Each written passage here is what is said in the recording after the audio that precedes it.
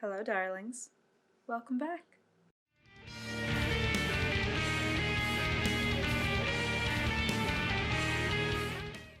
Alrighty, so I tried filming this before I left for vacation, which is why you didn't see a video last week. For today's video, I wanted to start up, not really a series, I guess, but kind of, just a little behind the song for the songs that I've written and co-written with Alice Sweet Alice, which is my band. Links in the description below as always. If this is your first video, hi, yes, I'm a Midwest-based YouTuber, and I'm the front woman for Alice Sweet Alice. We are an alternative rock / goth female-fronted metal band here in Kansas City. And today the Void is here to help me talk about the title track from our latest album, Circus Maximus, the Modern Bloodshedding. So for these videos, I just kind of wanted to go into what the lyrics meant, where my headspace was, his tail, or where Scott's was when we were co-writing these, what we were thinking about. I've already kind of done this for Behind the Glass and for Fangs, and you can find those videos in the description as well. Those also include some makeup looks and behind the scenes and bloopers. They're very funny. Ideally, I will get one done soon for Catfish. I know it's been about a year since we released that video, sorry. We're here to talk about the song Circus Maximus from the album Circus Maximus, the Modern Bloodshedding. So let's get to it. So the song Circus Maximus is one that I wrote most of. I remember wanting something with kind of like a tribal punk rocky kind of beat. I really love those kinds of drums, really tom heavy, something really fast and adrenaline pumping that could get an audience or a crowd really hyped up. And so I remember laying down a drum track in Reaper, which is a DAW, digital audio workspace, and just kind of singing over that a cappella. And then I sent it to Scott, and he put down some guitars. He had a couple lyric ideas as well, and I'll get into those. But we start the song with, you know, some cool guitar riffs.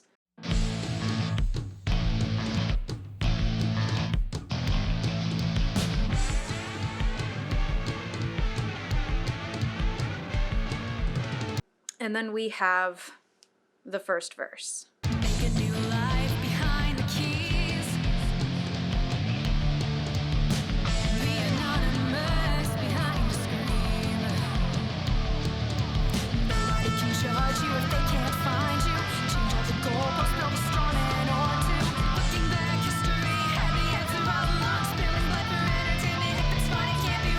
So the first verse starts, make a new life behind the keys, be anonymous behind a screen, nobody can judge you if they can't find you, change all the goalposts, build a straw man or two.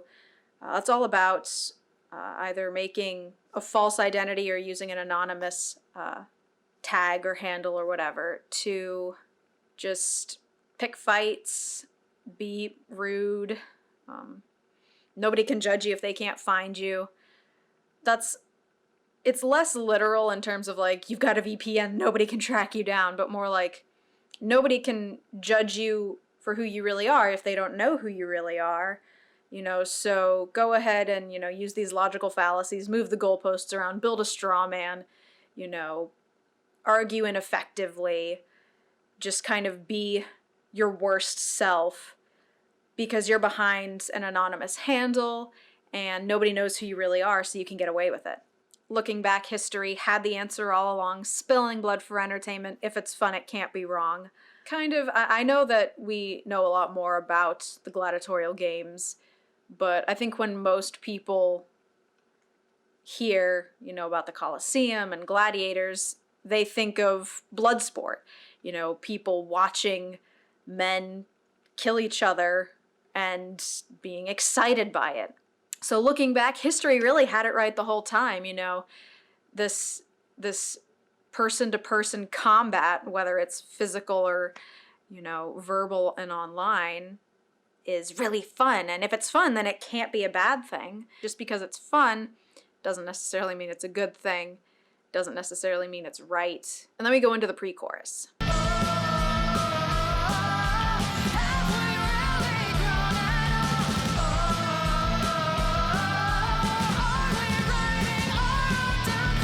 pre-chorus is, oh, have we really grown at all? Oh, or are we writing our own downfall?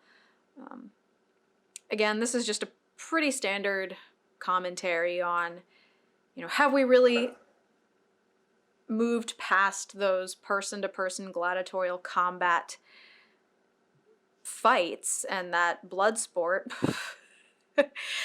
Or are we through this constant harmful discourse on the internet just writing our own catastrophes, writing our own tragic ending? Let me go to the chorus.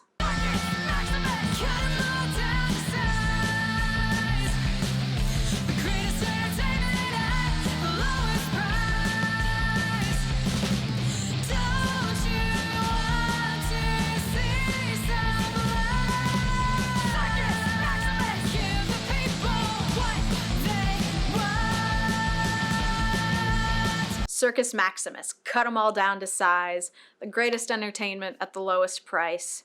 Don't you want to see some blood? Circus Maximus, give the people what they want. So, Circus Maximus, we realized after the fact, is actually the name of a band as well. This has nothing to do with them. I'm sure they're fantastic. I think Scott found that as another name for the Coliseum, the Circus Maximus. Not sure on that, but it's a good gang vocal. I like throwing gang vocals into my songs to get audiences involved, but, cut them all down to size, the greatest entertainment at the lowest price.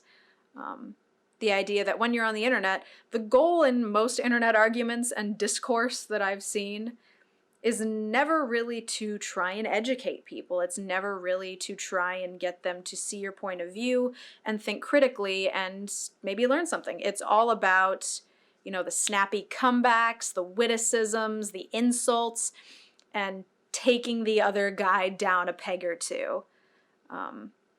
And for all of us who are outside watching, if it's like influencer drama or political drama, whatever it is, for those of us who are watching it, I'm not gonna lie, it's pretty entertaining. Like, I'm guilty of, following loosely on internet drama and, beauty influencer drama, whatever it is. Like, I mean, it's free. For the price of your internet connection, you can sit on Twitter all day and watch people throw shade. And you can be like, oh, that was a really good burn. Oh, that zinger. And it's like, greatest entertainment. You can't beat the price of free. Don't you want to see some blood? Circus Maximus, give the people what they want. Because again, I think for a lot of people, even when they're engaging in this kind of discourse, even if they start out with good intentions and wanting to tell someone like, hey, this thing you said or talked about is incorrect, there's misinformation, let me try and fix it. As soon as the other person takes it personally, it's all downhill from there, and then it just becomes like the fans kind of egging you on, the people watching egging you on, like, come on, give us some blood, like, give us some dirt, give us the tea. And so you can almost look at the chorus from the perspective of, a ringmaster in a great big online circus for discourse, saying, give the people what they want, give them the tea, give them the receipts, like, don't you want all this grime and dirt and blood? And so that's kind of where the chorus comes in. And then we go back to Scott's really neat guitar riffs. He did a lot of really cool stuff on this song. And we go into the second verse.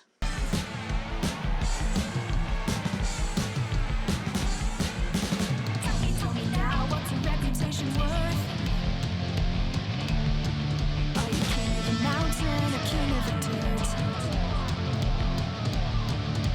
Swallow swords, walk on coals, do it all just to be better than the last guy who came through, who got tarred and feathered. So, tell me now, what's a reputation worth? Are you king of the mountain or king of the dirt? This is kind of me being a little more facetious about what I see online, What is your reputation worth? What are you willing to engage in? What are you willing to do to protect it?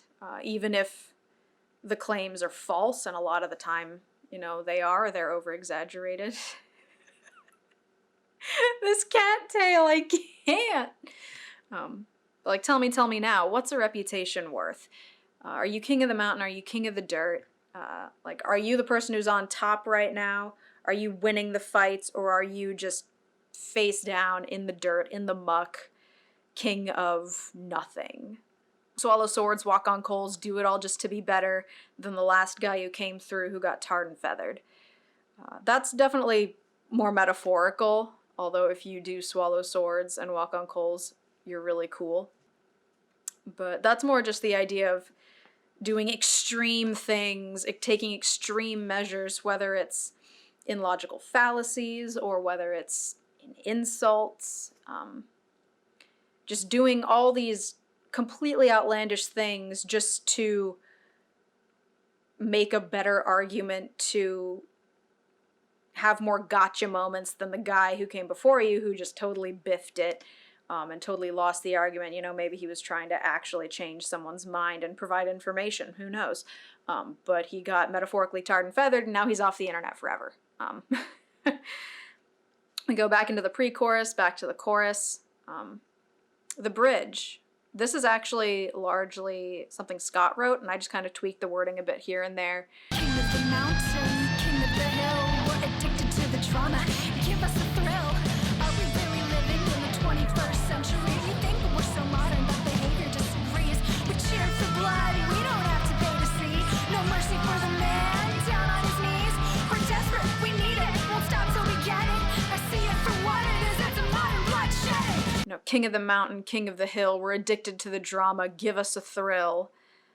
Again, going back to that idea of the people who win these fights are kind of the metaphorical kings of the mountain, kings of the hill. You know, they're the ones on top because they've beaten everybody else down. And then for all of us who are watching, this is a rush, this is a high for us. We're addicted to having tea spilled and being told all the drama and seeing people post their receipts. So we want more of it, and you know, we want to see these people engaging in these fights because it's exciting for us. Are we really living in the 21st century? We think we're so modern, but behavior disagrees. Again, just calling back to that idea of, have we really advanced from the blood sport and the bloodshed of, in this case, the Roman Colosseum, people, you know, killing each other for entertainment? Again, I know that's not entirely historically accurate, but that's the assumption and the, you know, the legend, I guess, that we're working from. You know, we think we're so modern, but behavior disagrees. It's just proof that even if we have made a lot of great technological strides, even if humanity has come quite a long way, in a lot of ways, we are still exactly the same as we were, you know, a couple thousand years ago. We still love seeing people get knocked down a peg or two. We love, you know, there's something exciting and thrilling about watching someone throw a really good zinger and engage in discourse. It's entertaining. We cheer for blood we don't have to pay to see. No mercy for the man down on his knees. We're desperate, we need it, won't stop till we get it. I see it for what it is, it's a modern bloodshedding. So we cheer for blood we don't have to pay to see. Obviously, in terms of internet discourse, no blood is being physically shed, hopefully.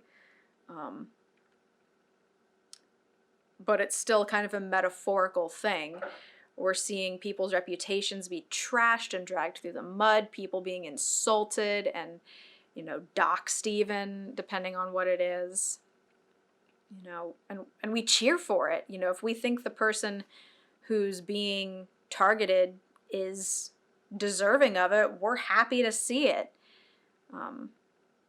Whether it's true or not, we're thrilled.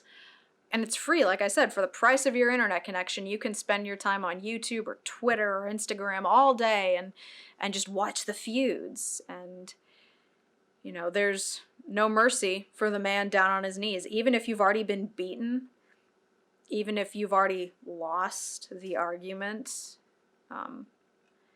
there's still no mercy for you because people will bring it up and bring it up. And over again, they'll just tear you down and remind you of it. and, you know, we're desperate, we need it, won't stop till we get it. You know, it's again a commentary on those of us who watch and participate, and I'm guilty of this too. For those of us watching, it's like as soon as one ends, we're desperate to see the next, and we move on and we find it. And we dig in and we watch it, and we get our metaphorical or literal popcorn sometimes. But I see it for what it is. It's a modern bloodshedding. And that's, again, just the Roman Colosseum fights never really went away. They just became online discourse and arguments.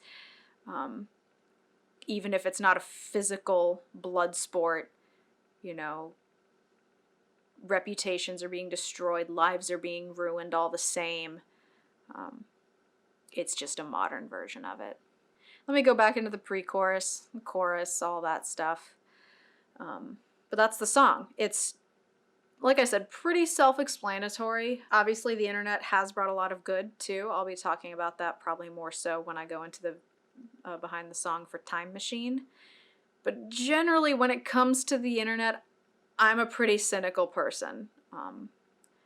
I see how many people can make one tiny misstep, an ignorant mistake, and people are ready and willing to dox them and get them fired and ruin their life, instead of taking the time to be like, that wasn't right, here's what you should have done instead, letting them apologize and move forward.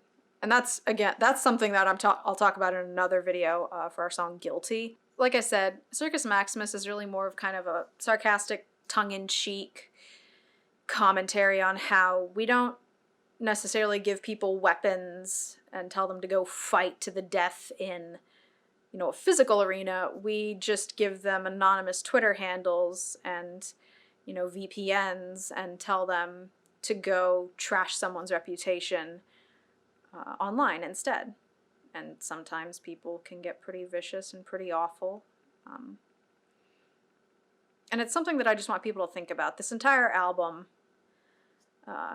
is just something, I hope people listen to it and think critically about it and about their own behavior on the internet. Like I said, I'm guilty of following along with the tea and the drama, even though I know it's not really good for me. It's kind of exciting, like I'm not going to deny it. But it's something that I try to think critically about and ask myself, like, is this a good use of my time? But yeah, so that's what I've got for you this week. If you want to take a listen to our other songs from this album and from our other albums, I'll leave a link to our Bandcamp particularly below. I do recommend supporting musicians through Bandcamp. They get far more of the proceeds than they do from streams on Spotify, iTunes, or other platforms like that, especially on, I believe there are particular Fridays that you can go to Bandcamp and purchase things, and we will get 100% of the proceeds. For an independent band like us, we don't have a label, that means a lot, because we depend entirely on the support from our fans. And yeah, if you're new or lurking, make sure you hit subscribe and ring the bell so you never miss another upload. I upload almost every Monday at 5 p.m. Central Standard Time, when I don't forget.